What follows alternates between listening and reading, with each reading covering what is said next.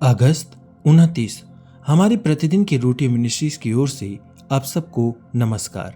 आज के संदेश का शीर्षक जब आप थके हुए हो, कैरेन हुआंग की ओर से। आज के पवित्र शास्त्र का भाग मत्ती अध्याय 11 पद 25 से 30। उसी समय यीशु ने कहा, हे पिता, स्वर्ग और पृथ्वी के प्रभु, मैं तेरा धन्यवाद करता हूँ कि तूने इन बातों को ज्ञानियों और समझदारों से छिपा रखा और बालकों पे प्रकट किया है। हाँ हे पिता, क्योंकि तुझे यही अच्छा लगा।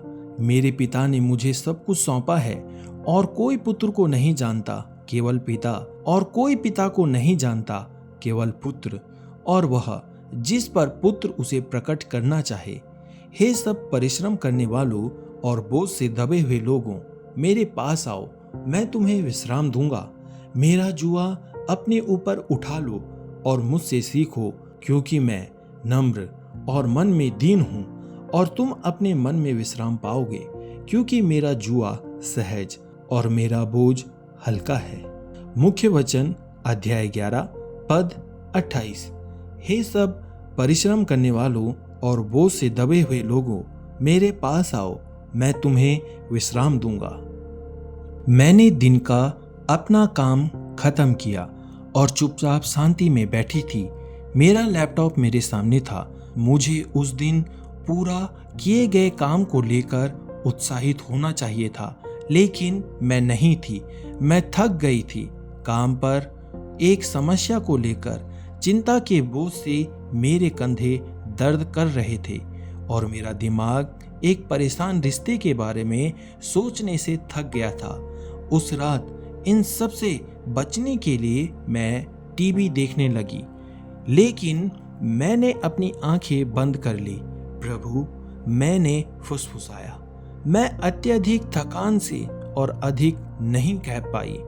मेरी सारी थकान उस एक शब्द में चली गई और किसी तरह मुझे तुरंत पता चल गया कि इसे यहीं जाना चाहिए।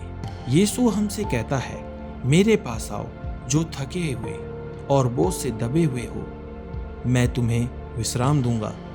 रात की अच्छी नींद से मिलने वाला आराम नहीं, टेलीविजन द्वारा दिए जाने वाली वास्तविकता से विश्राम नहीं, समस्या हल हो जाने पर मिलने वाली राहत भी नहीं।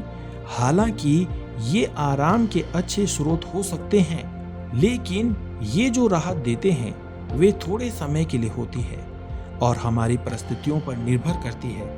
इसके विपरीत यीशु जो आराम देता है वो स्थायी है और उनके अपरिवर्तनीय चरित्र द्वारा निश्चित है। वे हमेशा अच्छे हैं। वे हमें मुसीबतों के बीच भी हमारी आत्माओं के लिए सच्चा आराम देते हैं, क्योंकि हम जानते हैं कि सब कुछ उसके नियंत्रण में है। हम उन पर भरोसा कर सकते हैं और उसके अधीन हो सकते हैं। मुश्किल परिस्थितियों में भी टिक सकते हैं और यहाँ तक कि सफल भी हो सकते हैं, क्योंकि सिर्फ वो ही ताकत और बहाली दे सकते हैं। मेरे पास आओ, यीशु हमसे कहता है, मेरे पास आओ। जब आपकी आत्मा थक जाती है तो आप आराम के लिए कहाँ जाते हैं? आप यीशु को कैसे जवाब देंगे, जो आपको अपने पास जाने के लिए आमंत्रित करता है? स्वर्गीय पिता, मुझे याद दिलाइए कि सच्चा आराम केवल आप में ही पाया जाता है।